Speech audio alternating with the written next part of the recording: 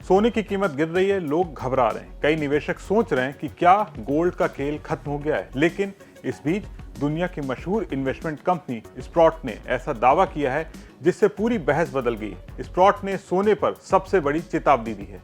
अगर आप सोने में निवेश करते हैं या करने की सोच रहे हैं तो ये खबर आपके बेहद काम की है। स्प्रॉट का कहना है कि सोना इस वक्त जरूरत से ज्यादा गिर चुका है, यानी बाजार की भाषा में कहें तो गोल्ड ओवरसोल्ड हो चुका है। और अगर इतिहास खुद को दोहराता है तो आने वाले कुछ हफ्तों में सोना फिर से बड़ी वापसी कर सकता है। लेकिन सवाल यह है, आखिर ऐसा क्यों? क्या सोने में फिर रिकॉर्ड तेजी आएगी या ये सिर्फ एक उम्मीद है? आइए पूरी कहानी आज सोना चांदी के इस खास शो में आसान भाषा में समझते हैं। नमस्कार, मैं हूं सौरभ दीक्षित और आप देख रहे हैं बिस्तर। शुरुआत करते हैं भारत में आज सोने चांदी की कीमतों से। 23 जुलाई की दोपहर करीब 1:30 बजे मल्टी कमोडिटी एक्सचेंज यानी एमसीएक्स पर 5 अगस्त 2026 की डिलीवरी वाला सोना करीब 1300 रुपए की गिरावट के साथ 1,44,373 रुपए प्रति 10 ग्राम पर ट्रेड कर रहा था। वहीं 4 सितंबर 2026 की डिलीवरी वाली चांदी करीब 4,109 रुपए की गिरावट के साथ 2,22,800 रुपए प्रति किलो पर ट्रेड कर रही थी। अब आपको बताते हैं स्प्रॉट की रिपोर्ट के बारे में। स्प्रॉट कनाडा की एक बड़ी इन्वेस्टमेंट और एसेट मैनेजमेंट कंपनी है। ये खास तौर पर सोना, चांदी, तांबा, यूरेनियम और दूसरी कीमती धातुओं में प्राकृतिक संसाधनों में निवेश से जुड़ी है। ये कंपनी इन बाजारों पर रिसर्च भी करती है। स्प्रॉट की रिपोर्ट के मुताबिक सोने की कीमतों को मापने के कई तकनीकी तरीके होते हैं।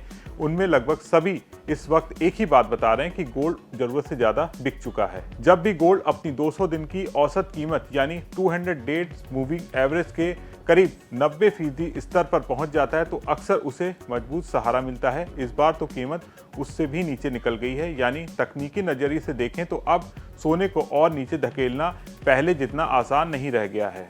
हालांकि इसका ये मतलब बिल्कुल भी नहीं कि कल सुबह उठते ही सोना नई ऊंचाइयों पर पहुंच जाएगा। कीमतें बढ़ने के लिए किसी बड़े ट्रिगर की जरूरत होती है। ट्रिगर हो सकते हैं जैसे अमेरिका के केंद्रीय बैंक फेडरल रिजर्व की कोई बड़ी घोषणा, मिडिल ईस्ट में कोई नया तनाव या फिर बॉन्ड मार्केट में कोई बड़ा झटका, यानी कोई ऐसा घटनाक्रम जो निवेशकों को फिर से सुरक्षित निवेश की तरफ ढकेल दे। रिपोर्ट के मुताबिक इतिहास बताता है कि सोना अक्सर अगस्त के आसपास अपना निचला स्तर बनाता है। पिछले साल भी अगस्त के आखिर में ऐसा ही देखने को मिला था। उसके बाद सोने ने जोरदार रैली दिखाई थी। इस बार भी एक्सपर्ट का मानना है कि अगस्त या सितंबर से पहले कोई बड़ा मोड़ देखने को मिल सकता है। अब बात करते हैं उस वजह की जिसे स्प्रॉट के मार्केट स्ट्रेटेजिक पॉल वोंग सबसे बड़ा कारण मानते हैं। वो कहते हैं कि असली कहानी सिर्फ सोने की नहीं है बल्कि दुनिया की अर्थव्यवस्था की है।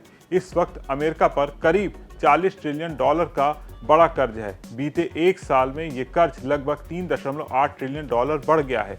इतना ही नहीं, अब अमेरिका का ब्याज चुकाने का खर्च उसके रक्षा बजट से भी ज्यादा हो चुका है, यानी सरकार पर कर्ज का बोझ लगातार बढ़ता जा रहा है। अब सवाल यह है कि सरकार क्या करेगी। एक रास्ता है ब्याज दरें बहुत ज्यादा बढ़ा दे, लेकिन ऐसा करने से अर्थव्यवस्था पर दबाव बढ़ जाएगा। दूसरा रास्ता है धीरे धीरे मुद्रा यानी करेंसी की वैल्यू कम होने देना। यही प्रक्रिया को आसान भाषा में कहें तो जब किसी देश में ज्यादा पैसा छपता है, महंगाई बढ़ती तो करेंसी की खरीदने की ताकत घटती है, तब सोने जैसी सीमित संपत्ति की अहमियत बढ़ने लग जाती है। पॉल वोंग का कहना है कि यही वजह है कि लंबी अवधि में सोने की कहानी अभी खत्म नहीं हुई है।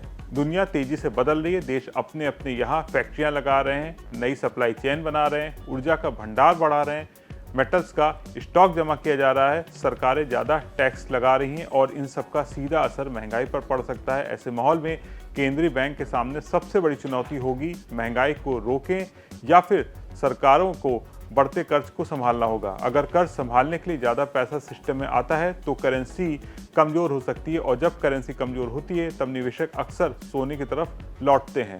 हालांकि पॉल वोंग ने यह भी साफ कर दिया है कि शॉर्ट टर्म में सोने में उतार चढ़ाव जारी रह सकता है। अगर डॉलर मजबूत रहता है, ब्याज दरों को लेकर बाजार में नई चिंता बढ़ती है तो सोने पर कुछ वक्त तक दबाव बना रह सकता है, यानी रास्ता सीधा नहीं होगा।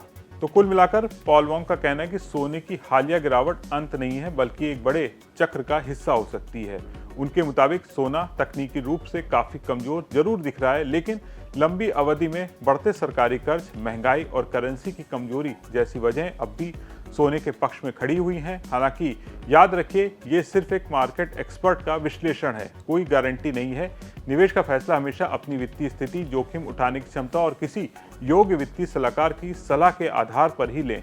आपको ये खबर कैसी लगी? अगर खबर अच्छी लगी तो इसे लाइक करें, शेयर करें और बिजनेस जगत की तमाम बड़ी खबरों को देखने के लिए बने रहे विस्तक के साथ।